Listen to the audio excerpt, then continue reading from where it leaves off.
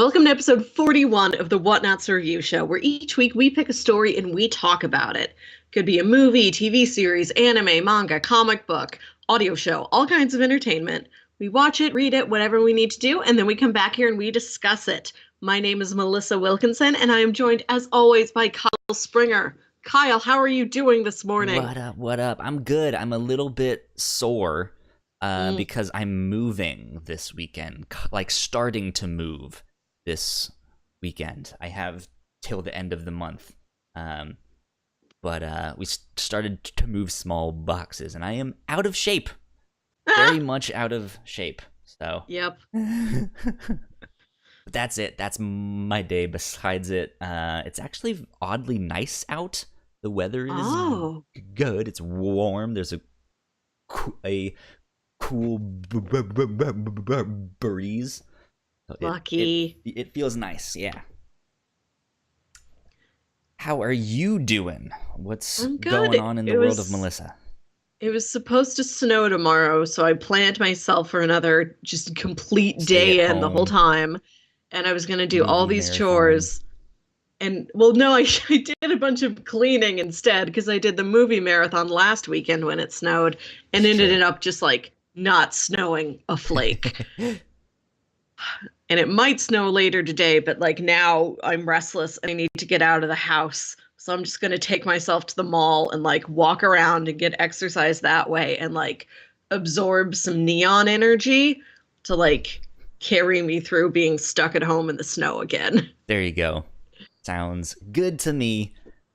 Speaking of neon, there's a lot of neon in Big Hero 6, which is what we're talking about today.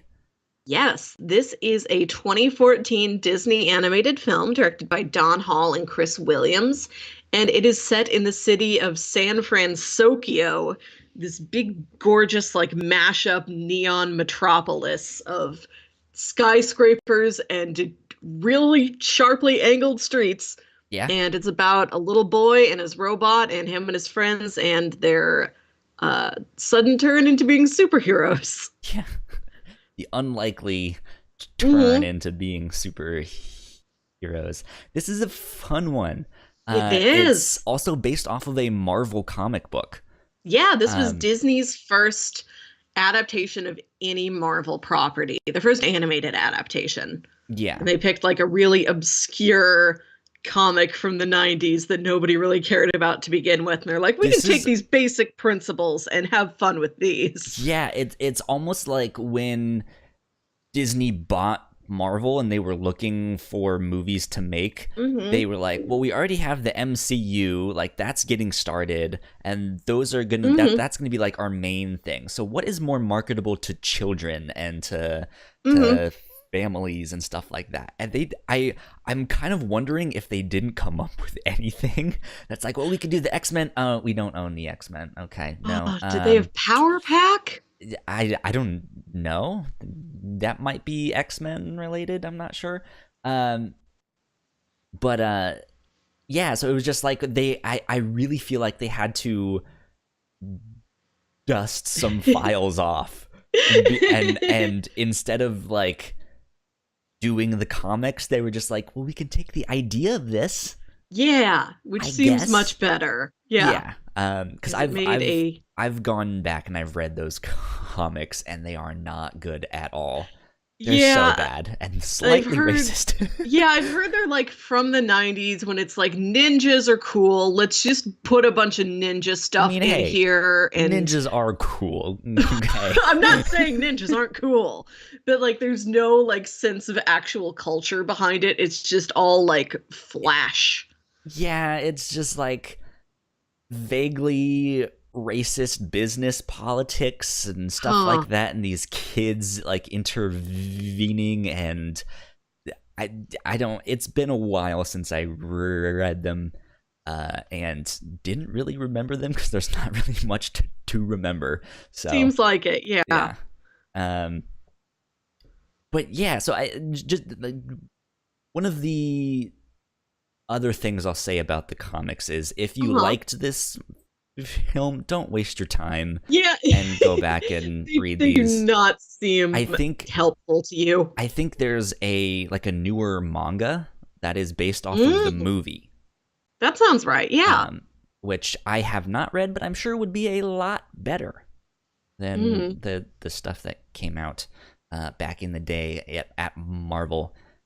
But you had a certain theme when you were pitching this, Melissa. Tell me about that. Kingdom Hearts 3 is coming out, and I'm not a Kingdom Hearts person because I'm not a gamer in general, but you are, and I just love Disney. So I pitched you 3 Disney movies, one that had already been in Kingdom Hearts, one that was going to debut in Kingdom Hearts 3, and one that isn't part of the properties, but I thought could be a fun world. And you picked this one because this is going to debut as a new world for Kingdom Hearts 3. I'm so excited for that it's game. Such a fun world. Yeah. I'm one of those fans that absolutely loves those games and will swear by them, and they're the best games ever. I mean, they're not actually, but they're the best games ever, you know. So yeah, like I'm super stoked for this at the end of the month. It was kind of a surprise that you wanted to pitch these. I was like, oh, she's wanting to do something Kingdom Hearts related. How come I didn't think of that? Because Kingdom Hearts is Disney, and that's what I know and love. Exactly. I just fixed your camera for you. You finally got bigger. We're still right having size. Problems with Melissa's camera and something here. We need our own tech geniuses like those of this movie to come fix this for us. Didn't do much of it during the captain's log, which I was thankful for. It did it like once or twice, but most of the time it was just like, all right, we're just gonna stay here. But yes, moving on. For people who haven't seen this film, first of all, what is wrong with you? This is a fantastic film. I think I saw it in theaters when it came out. I saw it actually at an early preview screening. This was during the time my brother was working for his community college radio station, which made him count as press. Yeah. So he got like early press screening passes and couldn't use them. So he gave them to me and one of my friends. So yeah, we saw it like a couple days early in 3D for free.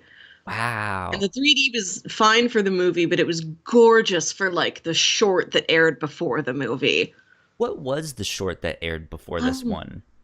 It was called Feast, I think, and it's about like a little dog and like the dog's impression of the owner's life as the owner just keeps feeding him different food and like dropping food on the floor. Like it's all like this man and his dog's life story told together through that. It's beautiful. I remember it. I don't remember it exactly, like how the story played out, but I can see the dog in my head. That's nice.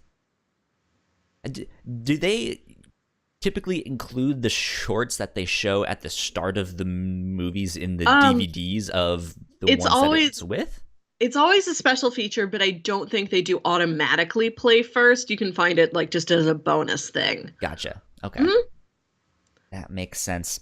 Yeah, so let's break this down for people who haven't seen it. I guess you mentioned, it starts in San Fransokyo. Main character is a young kid named Hiro. He's kind of a tech genius, robotics genius. Engineering. He's a science genius. He's a genius of all things. Yeah, he graduated. He graduated college at he graduated high school at like 13, and he's just sort of hanging around while his older brother, who's actually college age, is in college. And his brother like convinces him, like, no, you should try out for this like technology program I'm in. Like, you do fantastic. And and his older brother has built Baymax, which is this healthcare robot. It's the big puffy white guy who's like, hello, are you satisfied with your care? He looks like on a scale of 1 to 10. Man. He's fantastic. He's a good role model for children. And it's about Hiro learning more about his brother through his brother's robot and through his brother's friends as they take down a villain that has stolen some of Hiro's inventions. Yes, exactly. I would say that's a good synopsis there. It's yeah, I mean it's this thing where they kind of decide to step up and do something, and they're just these young kids. I mean, I guess most of them are college age, and then there's Hiro, who's like 13. But he's also weirdly like the leader of the group. Yeah, it's all of these people who I'm sure like are old enough to drink, and they're letting this 14-year-old like lead them around. They're sitting there smoking. We're letting this kid boss us around. No. Interesting power dynamic, yeah. That does not happen in the movie. But yeah, I mean, they decide to kind of step up, and he's like, well, we have to basically become super heroes, so we need to use our smarts and our technology and all that stuff to make cool outfits and weapons and stuff like that.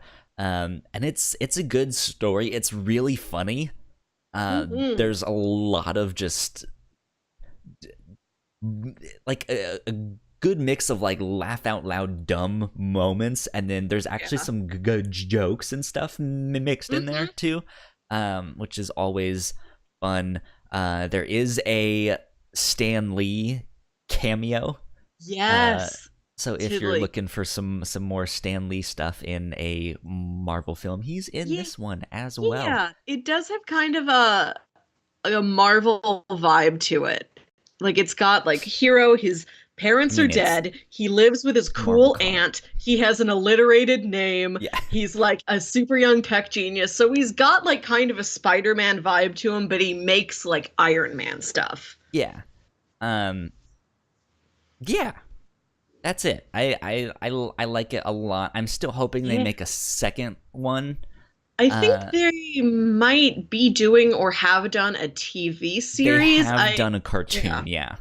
Okay. So I know they've done. I actually haven't watched it. So yeah, I don't know anything cable about it. package doesn't include Disney Channel, so I'd love to see what they're up to over there, but it's too hard for me to get to. If something's not immediately in front of me on the television, I'm like, well, I might never see this then. Well, I guess I'll die then. Yeah, so I had a lot of fun watching this. I think this was like the second or third time I've seen this film. I saw it in theaters. I saw it, I think, once randomly, just like, I'm gonna watch this film. And then now for this one. Yeah, I saw it in theaters. I purchased it and watched it, and I haven't watched it in a while because it is a little bit more dark and sad than your average Disney animated feature film for families. A little bit. So, like, as much as I like it, it puts me off, like, I'm just going to chill out here on a Sunday afternoon and watch this movie. It has a happy ending, it does. Though. But there are definitely some sadder moments in the film as well. What do you say we get on to a little bit of housekeeping, and then we can do our spoiler Let's keep stuff. this house. Yeah, let's keep the house. That would be a good thing. We don't want the house gone. It just runs away on its Baba Yaga chicken legs. Yeah. Come back! Housekeeping for you. We just did an episode of The Captain's Log, which is our weekly off-topic show. Melissa, you joined me on that. I think we had a great time recording that one. It was a lot of fun. We talked about all sorts of stuff, from Napoleon Dynamite to Central Time to and why no one likes Central Time to I don't even know, my like caffeine withdrawals. So go check it out. It's a lot of fun if you aren't already subscribed to that show. That being said, we could also use your help here on Twitch. If you're not following us, please give us a follow here on Twitch, and then maybe you too can catch some of our live streams. The Whatnauts Review Show that we are doing right now is every Sunday at noon Eastern Time, 11 Central, which is where Melissa is at. But, no one likes Central Time, so... No, it's good. We have the most access to corn. What? That has nothing to do with Central Time. If you like corn... Central Time is for you. The Midwestern charm. We're the great compromisers, right in the middle. There you go. We could also use your help on YouTube. Give us your subscribe. Just follow us on all the social media stuff. All of like, them, please. Like, share, subscribe. We're on Twitter at the Whatnauts. Patreon.com if you want to throw us some money. But I might mention that again at the end of the show. Yeah. So, let's get on to spoiler stuff. I have our fancy graphic. Spoiler alert. There we go.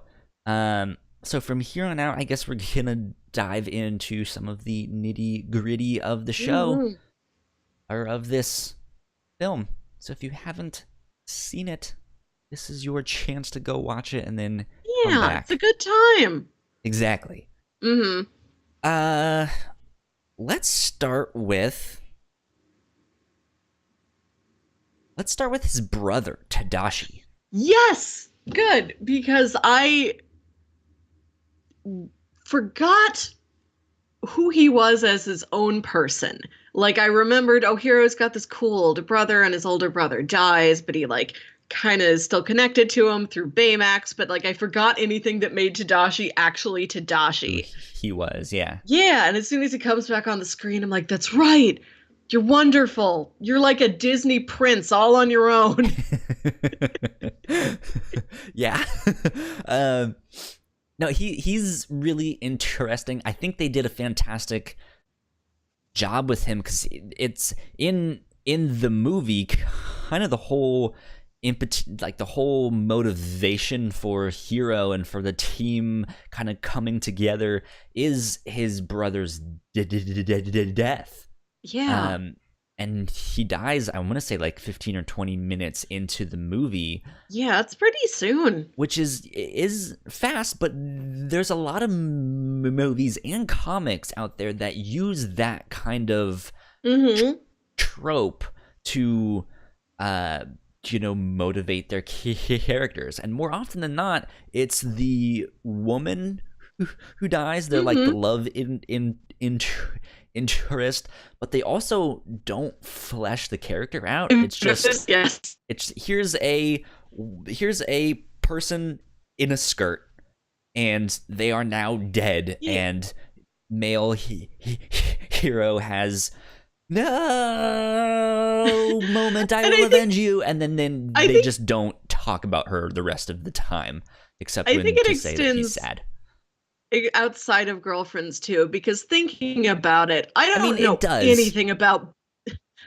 anything about Ben Parker except for that he believes that with great power comes great responsibility. And that's not a trait. What else does he do? What's he like? Yeah, no, that's exactly that trope, but more often than not, you see it with women.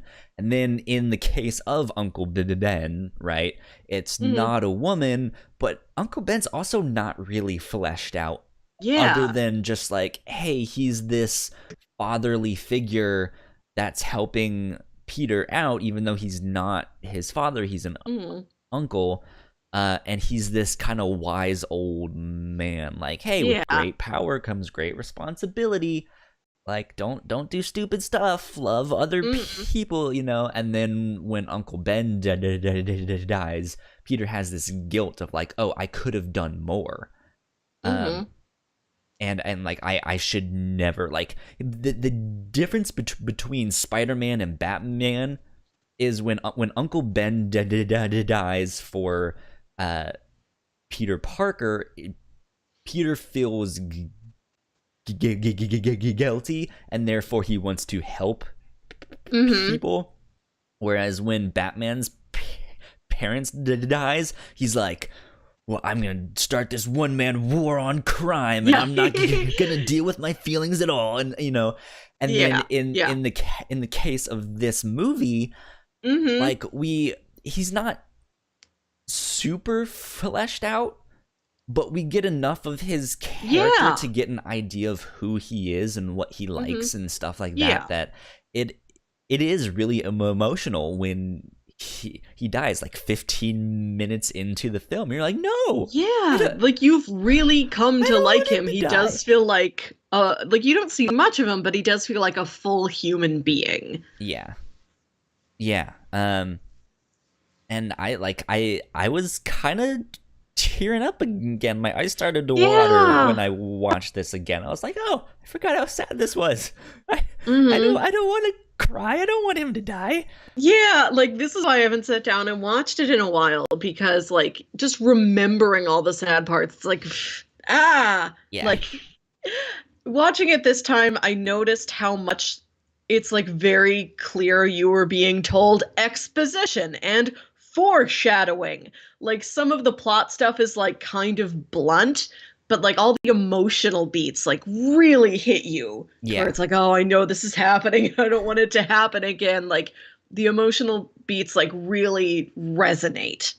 And I think that that's also kind of a testament just to Pixar. It's a Pixar No, it's film, Disney. Right? It's just Disney. Wow. It's plain old Disney. I mean, my point still stands, but I tend to think of Pixar as the ones who are like the masters of storytelling. I think just like think of Toy Story, right? Just how good they are at that. But Disney does. I mean, I think they've taken a lot of notes from Pixar, especially for this film. But Disney is really good at storytelling. Like they know how to do it masterfully. And because I think that, I mean, the movie is only an hour and 40 minutes, which a lot of films aren't like that short today. I mean, I guess it is a kid's film, but they're masters at like, okay, what do you actually need to know? What do you need to know that will get you emotionally invested? And let's tell that stuff. We don't need this extra fluff. We don't need this. We don't need that. Just what are the beats we actually need? What do we actually need to flesh out? And I think Tadashi is like a prime example of that. Like if we can make him relatable or lovable to the extent that people like him, when we kill him off 15 minutes in, then like not only will people be sad, but the rest of the story makes sense. And they do, and it's just like, wow, they nailed it. They hit that perfectly. So I like Tadashi a lot. Yeah, I like all the characters in this movie. I love the ant, because I too am Ant, and when I see like wacky fun time Ant on screen, I'm like, it's me. I'm there. Just that woo wacky screaming, I love my family. Like, oh, same Ant Cass. Yeah. I cannot relate.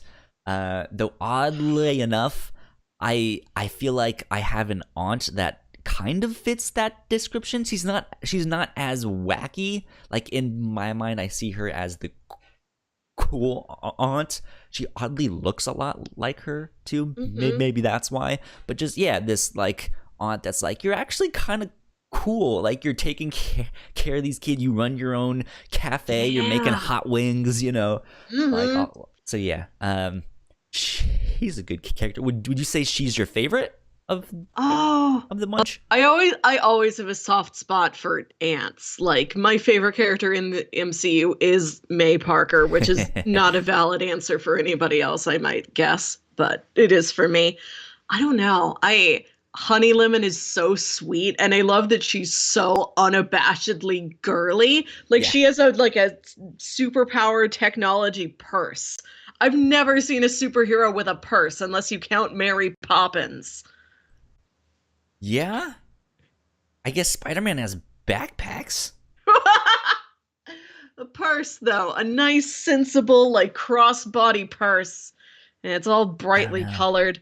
I'm very pink, and I just like seeing somebody else who's very pink get out there and get it done. Yeah, go pink. There you go. Um, I think my favorite character. I don't know. I want to say it's Fred, but I feel like part of why I like him is because visually he looks like Chase from The Runaways, which is another Marvel comics, which is kind of the same, like younger kids find out their parents are bad guys, so they run away. And yeah, like he reminds me a lot of that character's look, but it's not the same because then the way he talks and the way he moves and acts is more like Shaggy from Scooby-Doo. Yes. It's like a mix of those two characters, and I like a lot of his jokes, but at the same time he just does them so constantly that I'm almost like, I don't know, that might be a little too much. Like, I like your sense what else of do you do? humor, yeah, but what else is there? I also really like Wasabi and how they're in that car chase, and he's like, well, you have to indicate your turn, so I'm gonna put my blinker on. Your turns. No, like, cause yeah, like I like the scene where Fred has his monster suit on, which I think in the comics he actually does turn into a monster, which is like his power. And they're just like, let's make it a suit. he's the school mascot. He can have a suit. Yeah. But he, like, there's that one where he leaps into action, and that's exactly what he says. He's like, leaping into action. It's like, perfect. Yep. I love it. Yep. The story is so aware of what it is, which is really fun. Yeah, which is good. It's nice. I think that the best character is Baymax, because the first time I saw this movie, and I'm still thinking about it a lot. Harry baby. Harry baby, that's what he calls the cat. I was struck by, you know, when you're a little kid and there'll be like a funny line in a movie and you'll repeat it over and over again, and it might be just like a goofy, dumb line. Like, the most catchphrasy sort of line in this movie is, "Are you satisfied with your care?" It's all like warm, sensible, like healthcare and like taking care of others. And I just love the idea that now, after this movie, like, it's not going to be kids running around like just I don't know if I agree with you on that. What do you mean? I mean, yes, that is. I guess you can argue that that's his catchphrase, but it's not like. I think especially when you're dealing with cartoons or comic books, their catchphrase is also their like battle cry, which Baymax doesn't really have one. The like, "Are you satisfied with your care?" becomes the through line emotional beat. It's more this like, and it becomes this sad thing, which is not the like leaping into action. Yeah, it's not like not like a catchphrase, but just this is the line that the movie like stops and makes you pay attention to, which might be like a real, and it does that for jokes too, but it's also like, stop, listen to this, like really listen to what's happening here. And that's going to get like implanted in a kid's head.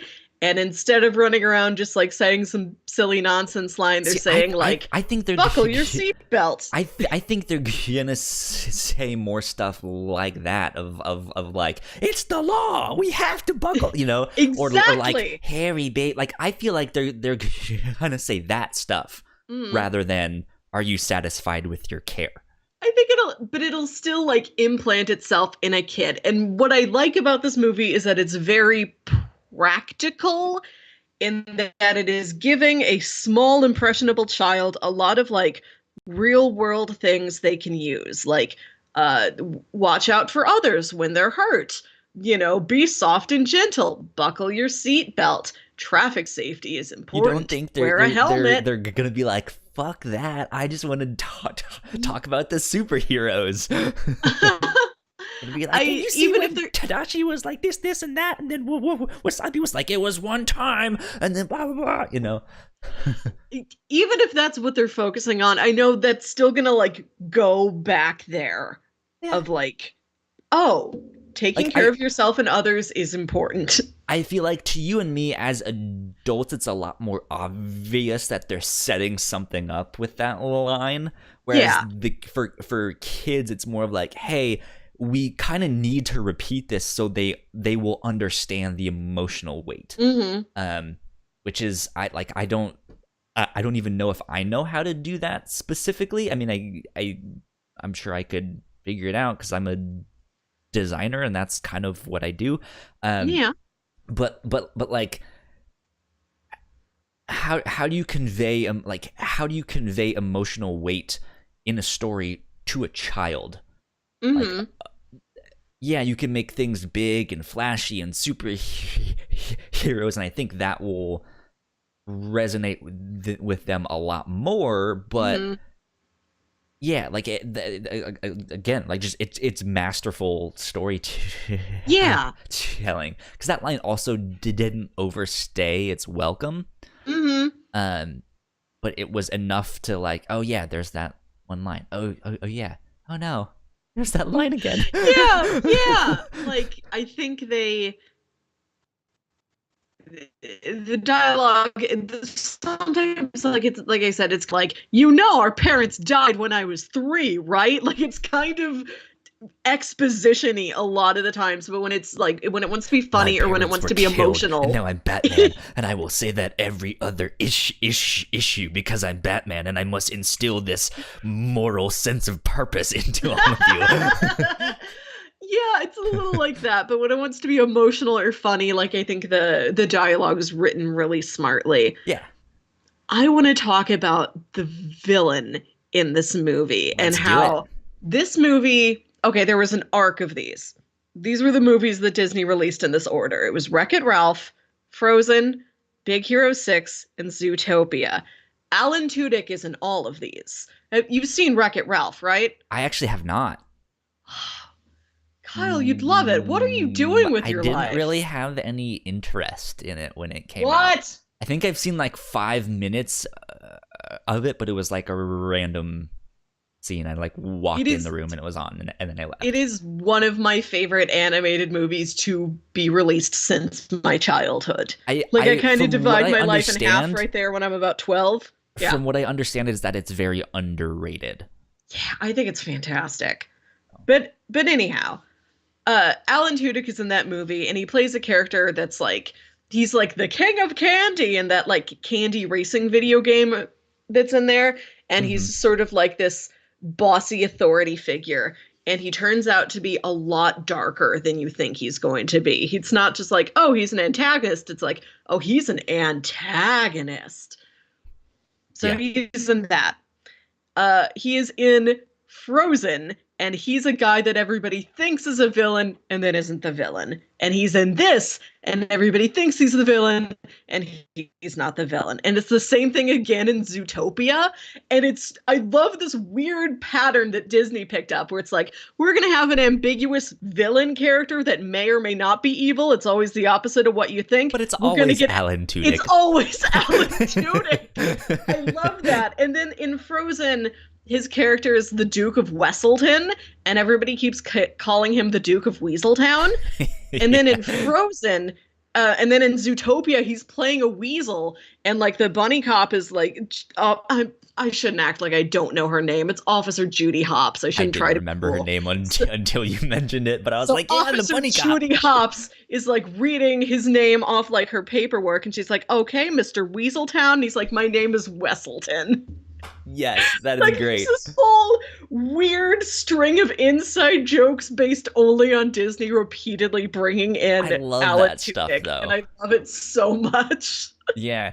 Isn't there something where you see like someone wearing like a Pizza Planet shirt in like other Pixar, Oh, because I know yes. Pixar does that stuff Yes. Okay. too This is what shows up in every Pixar movie is John Ratzenberger, and the Pizza Planet truck is always somewhere. somewhere. Yeah. Even if it's If it's a like, toy or if it's yeah, or something like in the in background. Brave, which is a period piece, it's like a little like wood carving toy among like other toy wagons her brothers have or something like that. Yeah, it Yeah. shows up in all of them. Yeah. That's fun.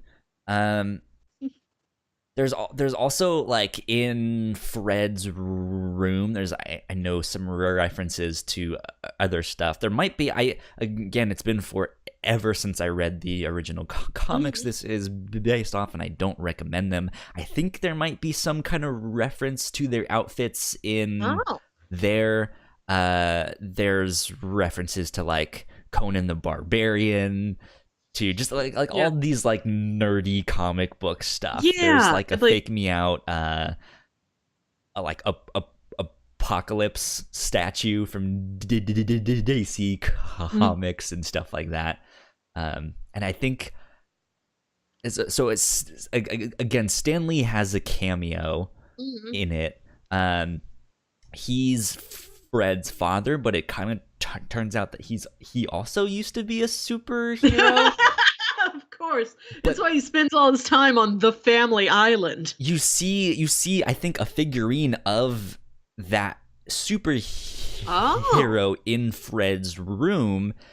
And I don't remember exactly what it looks like, but it looks more like something you would see in like a Japanese manga. So Okay. I don't know, maybe it's a reference to like a mix of more like superhero manga stuff, Ultraman or something, Hmm. Common Yeah. Rider or whatever. Who I knows? figured that scene must have been full of like tiny little Easter eggs, but I'm like, my it's screen's it's not Easter big eggs, enough but for it's me to like sit here and look at them off-brand all. Easter Yeah, eggs, yeah. if that makes sense. It's not like, oh, that's Spider-Man. He has a statue of Spider-Man. It's like, no, it's like there's someone who kind of looks like Spider. It's Yeah. it's that type of You thing. know, he's got a Sonic the Hedgehog, not or, Sonic. or, or it's not even a hedgehog, but it's like Sanic the raccoon. I want to go trash. I want to go fast. But yeah, did you have more you wanted to talk about on the villain? um, Because it's an interesting twist. yeah, I like that twist a lot. And I like that this is a story about a kid so young being confronted with, oh, am I turning into a bad guy? Because he realizes he's doing exactly the same thing the villain is doing. And he's like, Yeah, oh, this is bad. yeah. Like, what an advanced thing to put in this movie Which is of a it's child realizing, oh, am I like a vengeful murderer? now that you bring that up, it's interesting because I've made the comment twice Mm. now that I think this is masterful storytelling. Mhm.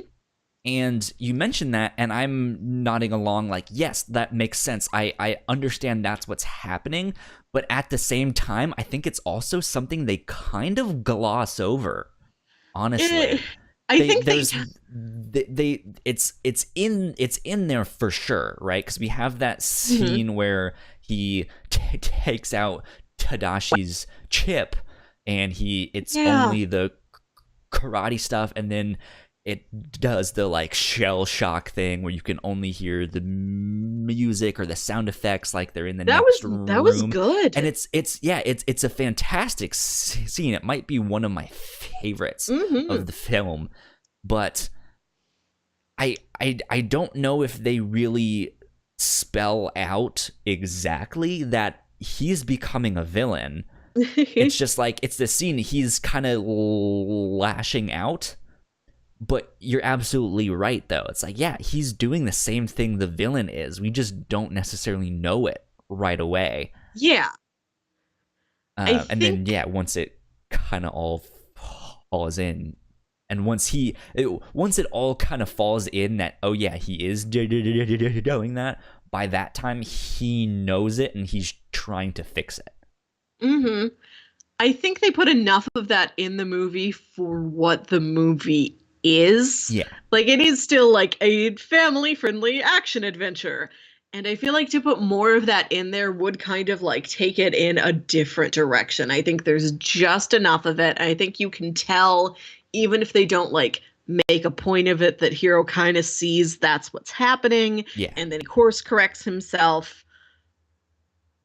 I think it was handled appropriately. Yeah, because then there's the scene when he's actually confronting Professor whatever his name was, Callahan. Yeah,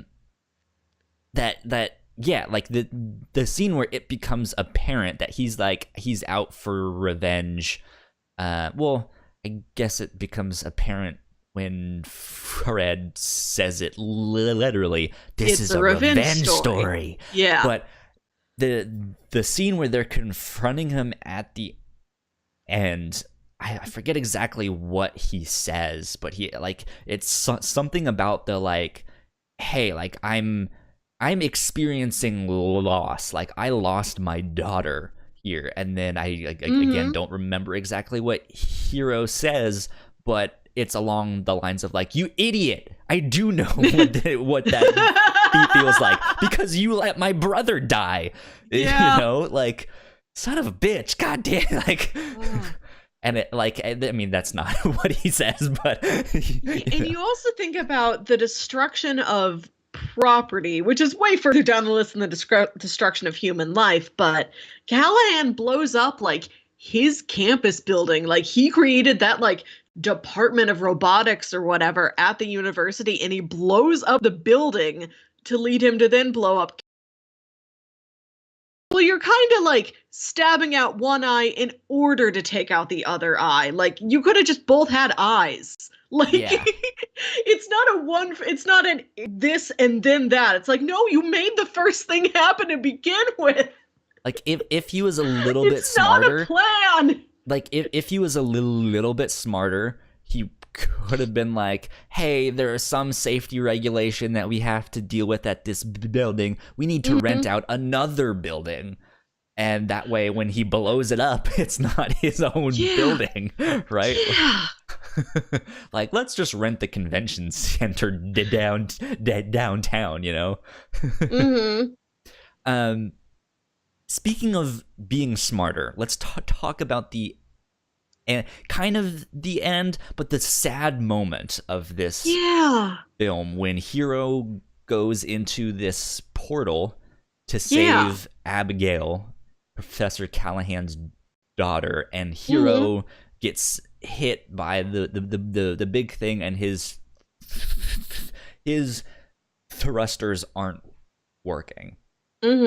By the end of the movie, like, it kind of becomes a moot point, which kind of undermines it, but at the same time, like, I feel like they could have, like, he uses his rocket fist to like boost them off, and then like Baymax stays there.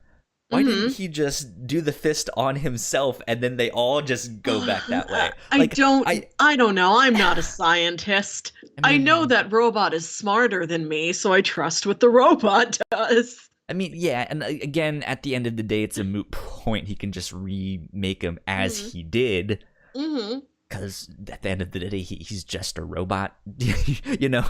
But, like, it's just like, why didn't you just put it on yourself and then you all could have gone back? Like, that makes no sense to there must be some sort of physics logic to it, like, we can't grasp as arts but then he can sit there with his hand and he can steer it with the other hand, you know? I don't know. Whatever. Anyways. When Hiro is programming Baymax to know all the kung fu moves, and Mm-hmm. then and then Baymax refuses to kill Callahan. I think before they know who it is. Maybe it might just be the man in the mask at that point.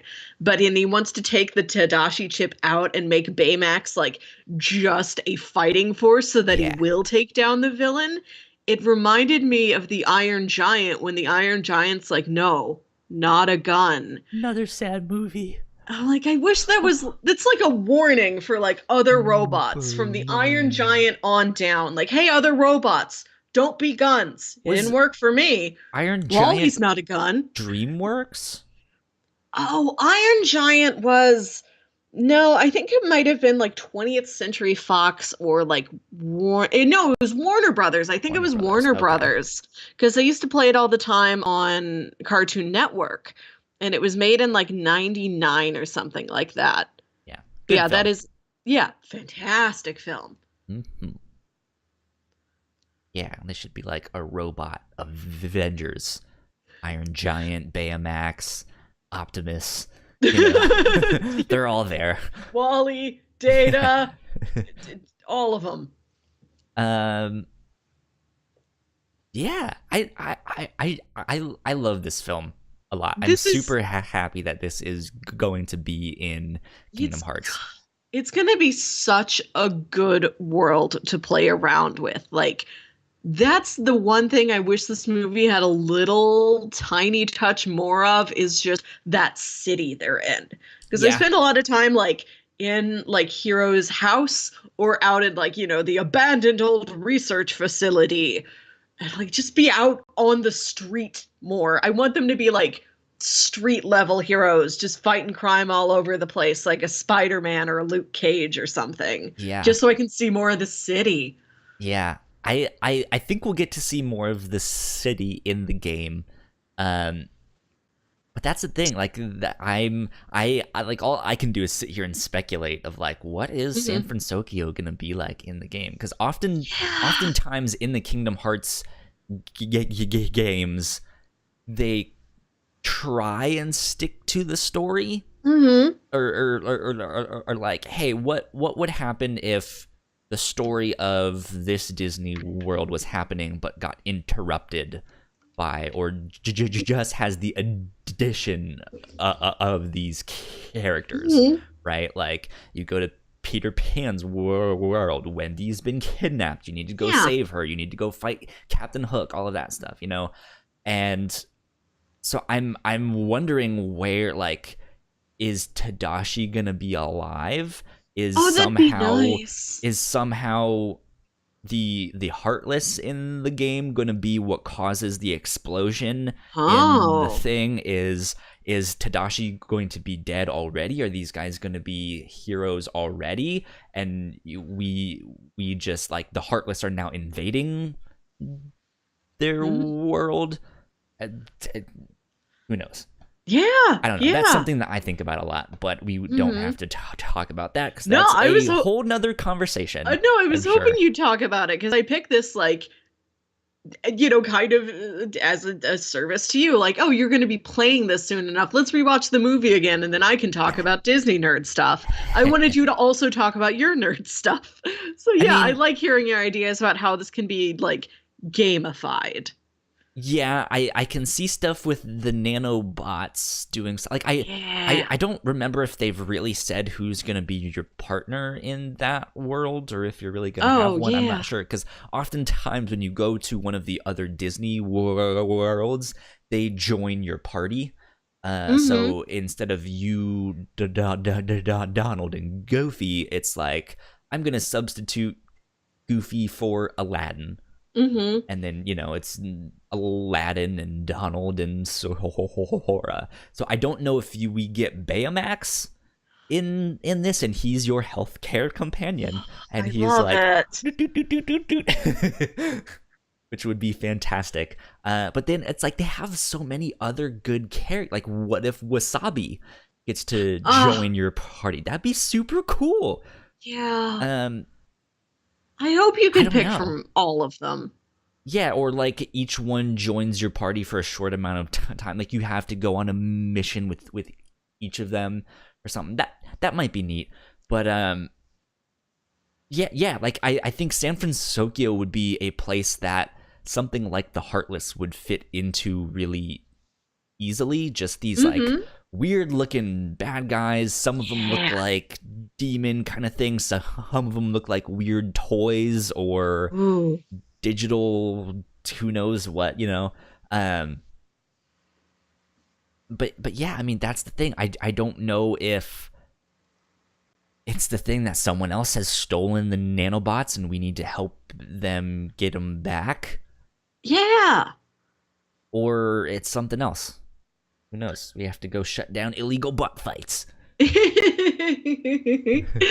Oh, yeah, bot fighting minigame. I loved the bot fighting at the very beginning of the movie, and it's great. Such good world building. It's the tiniest touch, but it adds so much depth to the thing that the woman who's kind of organizing the whole thing has an eye patch.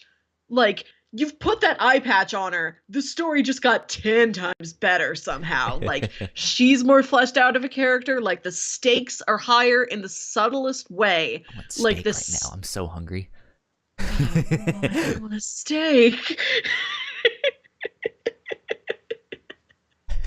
We just got completely derailed by food. This is why I didn't even watch the Feast short when I watched this movie, because I'm like, I don't have this food in my house. I'm not even going to torture myself with it. Man, I can go outside today. Outside to where steak is. Man, I can go outside today. Anyways, yeah.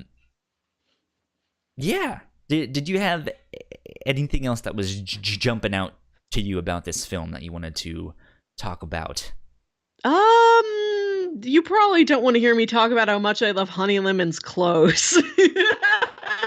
I think that was the only thing I wrote down that we didn't cover. I just love them.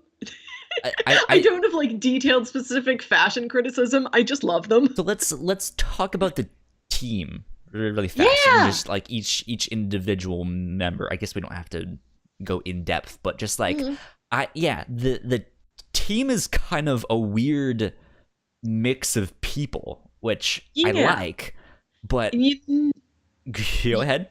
No, you know what I really like about it is that they're all geniuses. Yeah. And Fred is just a normal man, but that doesn't I like science. An invisible sandwich. Like, that doesn't impact how the other people think of him. Like, his teammates like do not think any less of them. They don't treat him differently at all. Like, and I thought that was really nice. Well, that despite being on such a completely different level than everybody else, like, they treat him just the same. It's a weird thing because like I'm also the kind of person that I've not kept up with anyone from high school or anyone I knew in college. I just can't be bothered. But it was like we had some smaller classes, and being in art school, it was like studios, so we would go in there and just like hang out and make art and stuff, you know. There might be some kind of a workshop for like the first hour thing, like, oh, here's how you do this thing, but the rest of it was just like, okay, just work on your stuff, you know. And so it's not the exact same as like a science lab, but I kind of know that environment where you can just kind of show up there and just start working on your own thing. But none of us were ever really that close friends. So like that's kind of weird for me to see. Like we joked around some, especially when we had to work on like group projects, and like, okay, well, I'll meet at your house and we'll order pizza, and it's like, oh, I didn't know you were a big Metal Gear Solid fan. I like those games too. Hideo Kojima forever, you know. But yeah, like once it you know, like at the end of the day, I don't think we would say we were friends. Yeah, which is kind of weird to see in this film, but I like it. Yeah, I like that they're all so closely bonded, like, and they've all got their own thing that they're working on, but they're all supportive of each other. It's a very good team dynamic. And I'm really excited that there is this TV show whenever I should be able to sit down and actually locate it for myself and watch it. Really, I'm just waiting for everything to hit that Disney Plus streaming service, and then I'm going to catch up on years of All of back them. cartoons. Yeah. But I like their team dynamic, and I want to learn more about their dynamic to each other, because it's all of them kind of as a mass to Hiro, and like, is like Wasabi closer friends with Honey than he is with Go-Go? Like, let's learn a little bit more about them individually and not as a collective group of friends. Yeah. Yeah. Hopefully, if they make a sequel to this, we can kind of explore the team dynamic. I'd also really like to see if Hiro has any friends his own age. He's too smart for them.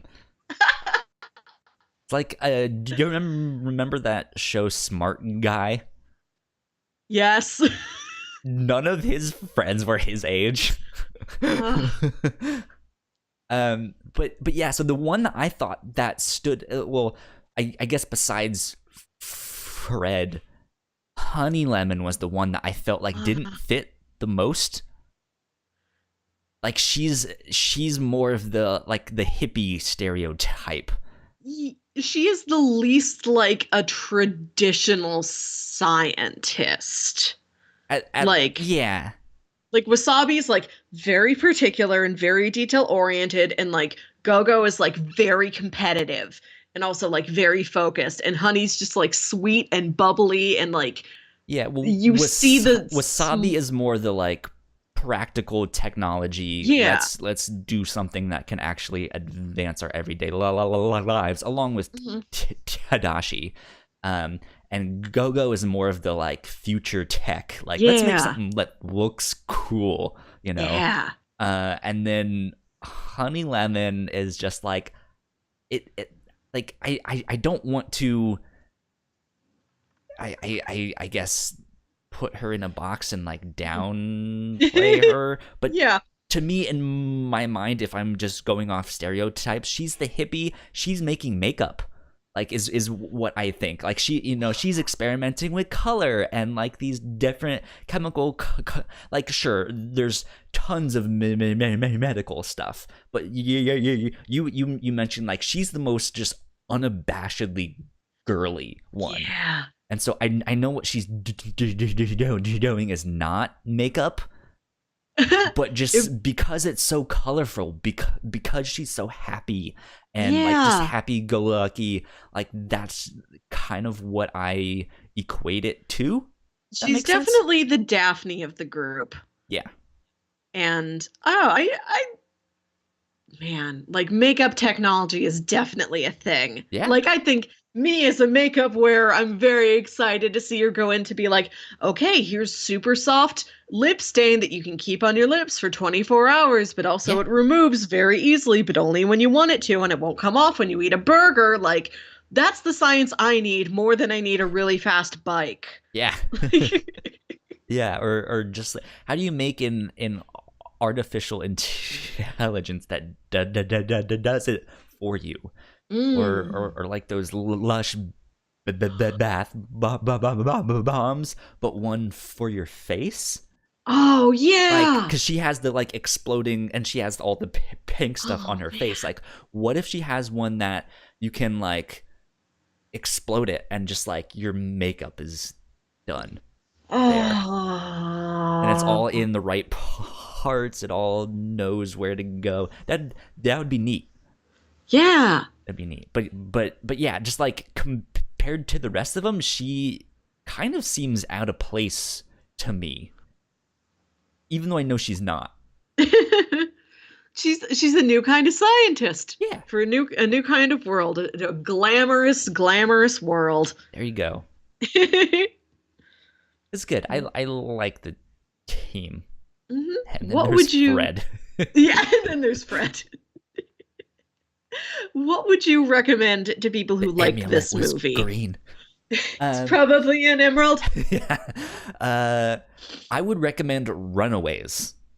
Okay. I mentioned, I think, closer to the start of the show. It is also a Marvel comic book focusing on children. It is one of my absolute favorite comics.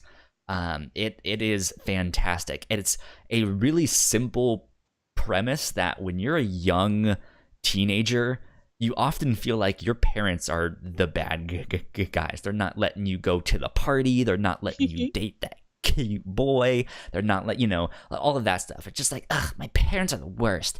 They're bad guys. They won't let me do anything. But the premise of that comic is, what if your parents actually were super villains? And so a bunch of these kids whose parents has this like once a year annual meeting. And yeah, I did air quotes there. So this like group of kids are all hanging out. None of them want to be there. They don't like each other and stuff like that. They decide to go spy on their parents, and they find out they're super villains. And so they're like, oh shit, we gotta run away because we don't want, like, our parents are evil, you know? Like, we need to run away. And so that's what they do, and they decide to fight back. One of them is super smart. One of them finds out that their parents, for her 18th birthday, was going to give her a pet velociraptor that she has a mental link to, so she can like control it with her mind.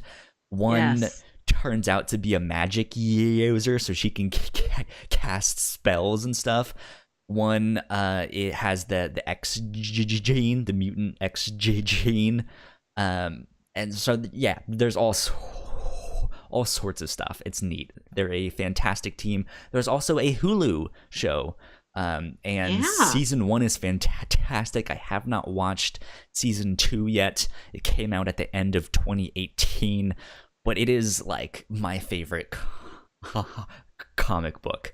It's amazing. So good. Awesome. Yeah. So one day that might be on the review show in some way, shape, or form. We shall see. I'd like to cover it because like there's so much superhero stuff I need to catch up on. Yeah. Like I know the movies and then everything outside the movies. Like, no, I really got to sit down and make a point about that because I just know it in the broadest terms. Yes. One more thing I would recommend. This movie, I don't know if they wrote it. I know they developed the characters and the idea of it. Man of Action is kind of like an idea house. They write scripts, they develop characters and stories and all that stuff, and they work on a bunch of cartoons and comics and stuff like that. It's one of my like dream jobs. Like I would love to just come up with ideas for comics and stories and stuff like that. That'd be so sweet. But one of the other big hits that they created was Ben 10. Yes. Okay. I remember that. They made Ben 10. I love that show. That show is one of my favorite cartoons. It is so good. But I would recommend that as well. It's about this young kid who gets this watch from outer space. I guess it's not really a watch, but it looks like one. And he has the ability to change shapes into 10 different aliens, and each has their own skill set, and so he's like a super hero in his own right, and it's neat. It's a lot of fun, so highly recommend that cartoon as well. I would, okay, if you like a fun whimsical adventure story set in a really cool city about a bunch of young geniuses building stuff together, may I suggest to you Phineas and Ferb. There you go. Okay. Which is a Disney Channel cartoon from a couple years ago. It like ran for a decent amount of time. It was really popular and I adore it legitimately, non-ironically. It is one of my favorite television shows. Like, I'm not kidding you. It's never seen it. Very good. It's hysterical.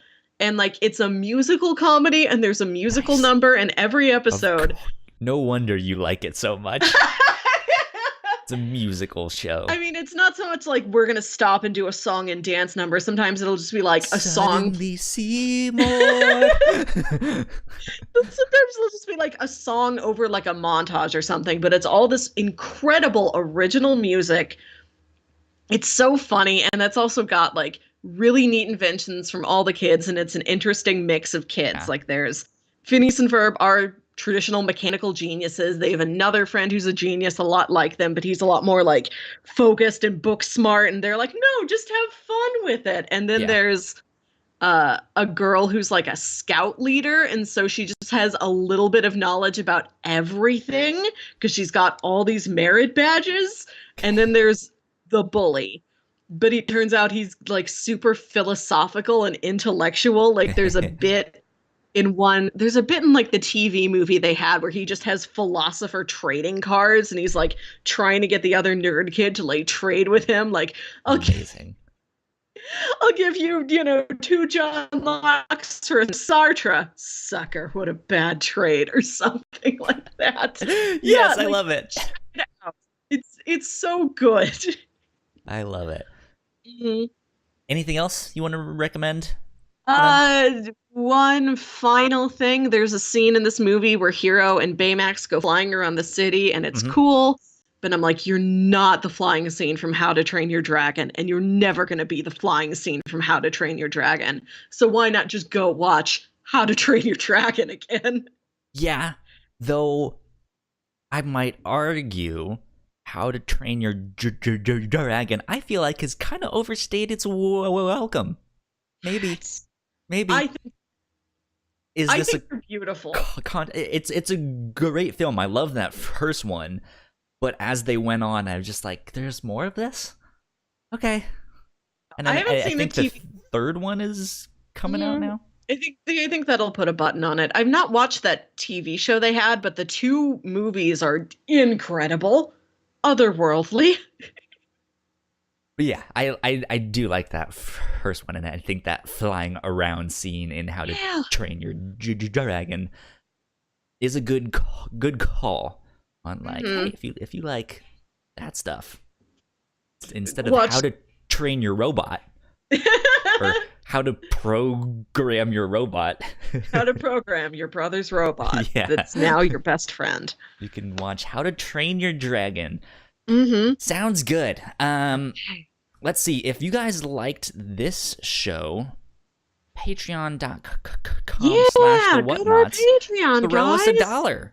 Maybe we can fix Melissa's camera finally. Who knows? That would be nice. I don't know how to fix it myself. Yeah, if you guys like this show or the Captain's Log or any of the shows that we do here at the Whatnauts, your support will absolutely help. Christine Reese, I believe, is her last name. I'm hoping I'm pronouncing your last name right.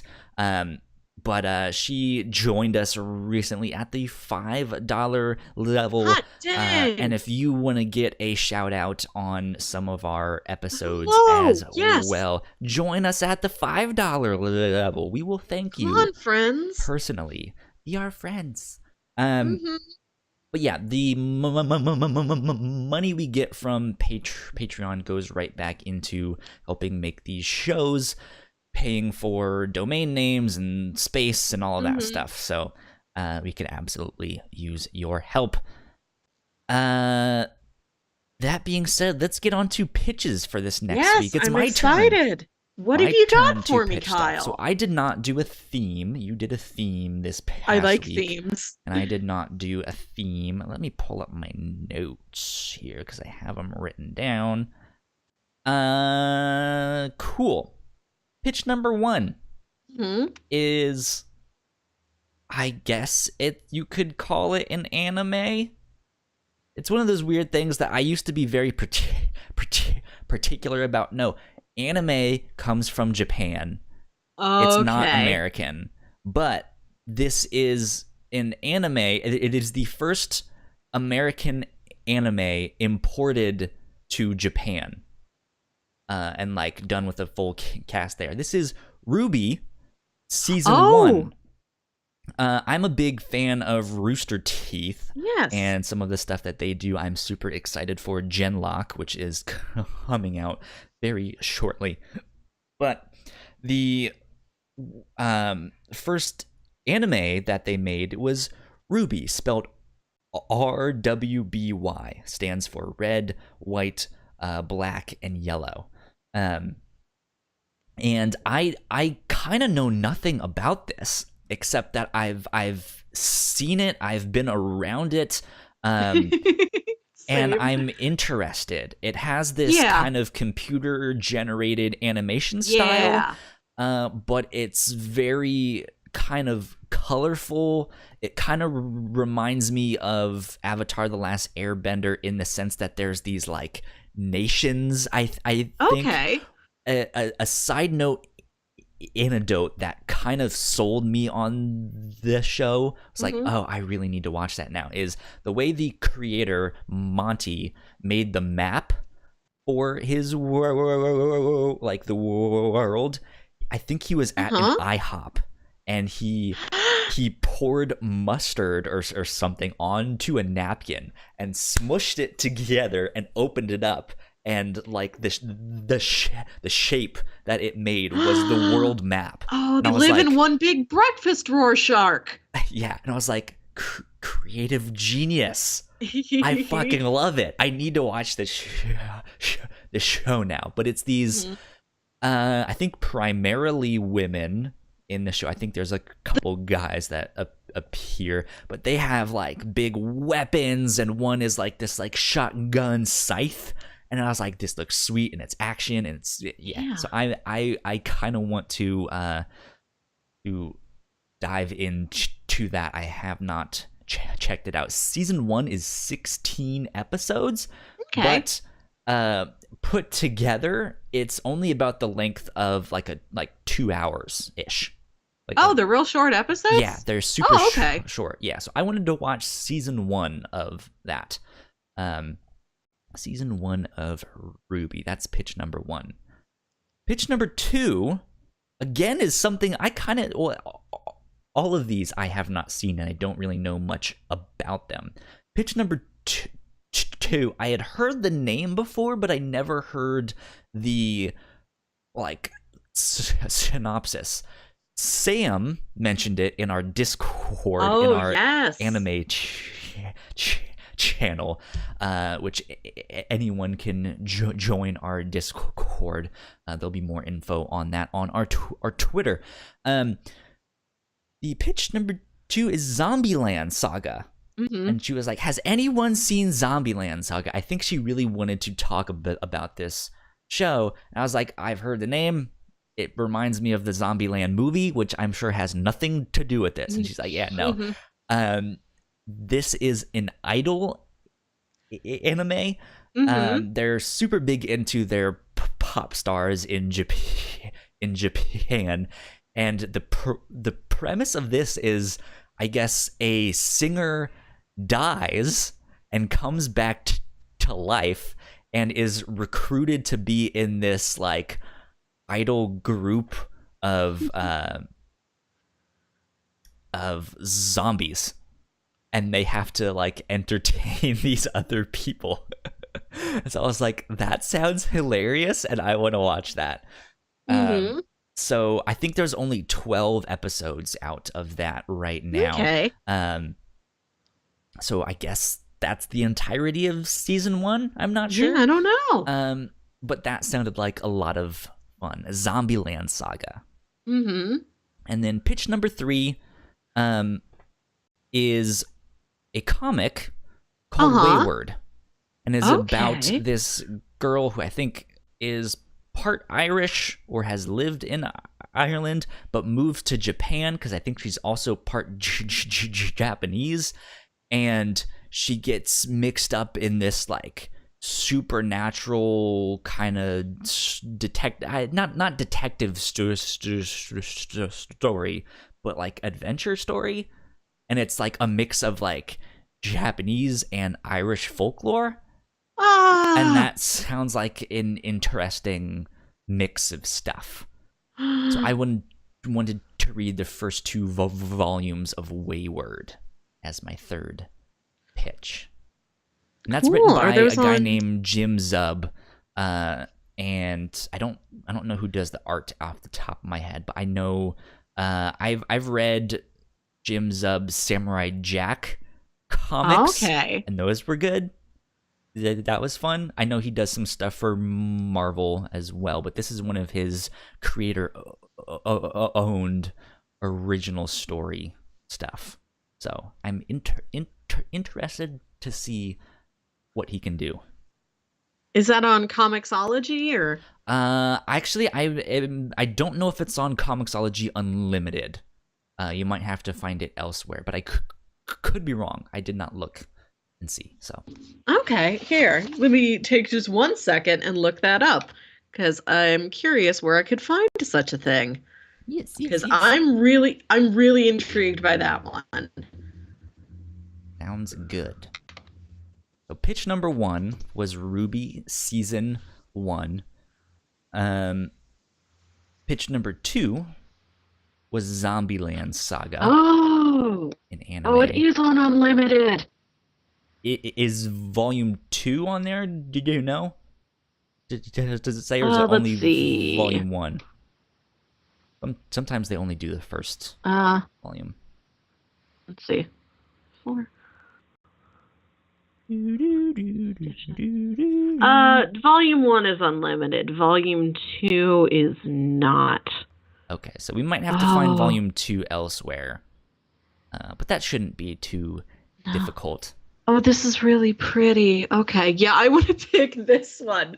Wayward. Like, I know, okay. Like, Sam's my best friend, and she told me about Zombieland, and I'd like to... She'd be so mad. Melissa, how dare you not pick the one I wanted? No, that sounds neat. Like, Ruby's something I've been aware of for a long time. I think I saw my brother watching some years ago, and I've always been like, what is that thing? But... yeah. Like, I love this concept for Wayward. I love supernatural stuff. I love mythology. Like, Irish mythology is really cool from what I know about it. And I don't know much, and I'd like to learn more. Sweet. And I just looked these up, and this art is very pretty. So I'm going to do Wayward. Good to me. Wayward Volumes 1 and 2. First one is apparently on Comixology Unlimited. The second one you might have to buy or get elsewhere. Maybe your library has it or something, who knows. But yeah, that's what we'll do. I'm excited for this next week. It should be some good fun. Yeah, I just looked it up on Comixology, and it is described as a supernatural spectacle that combines the camaraderie and emotion of Buffy the Vampire Slayer with the action and mystery of Hellboy. Ooh. I like that they bill it as having camaraderie. That's a big plus for me. I thought you would have said Buffy. I'm less familiar seem like with a Buffy fan. I've seen season 1 and the musical episode, and I liked all that. And it's been one of those things that, like, I think I wanted to get into, and I didn't have the time because I was like still in school or whatever. And now, like, I love hearing other people describe Buffy to me so much. It's like, well, then I would be robbing myself of my greatest joy if I actually watched it.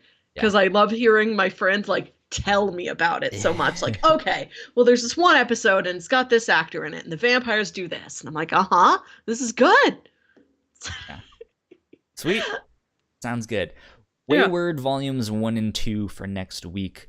Melissa, where can the people find you on the interwebs? They can find me on Twitter and Instagram at Wilkywit. That's WILKYWIT. Yesterday when I was cleaning, I found a 2009 prom dress catalog. There you go. Go to my Twitter for pictures of that thing if you need a little boost to believe that, yes, humanity has grown over the last decade, because, oh boy, these dresses. Sounds good. I saw the picture. They are wild. Yeah. If you guys want to yell at me on the internet, I am at Yo Kyle Springer on Twitter and Instagram.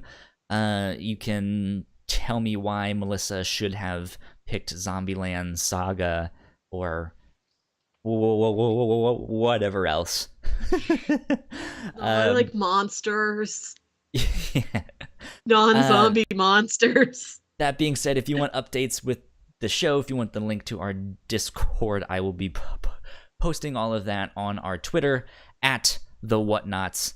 I need to make an easier link for our Discord. Just make a custom one, and that way it'll work, and I can just be like, go to discord.gg/the Whatnauts.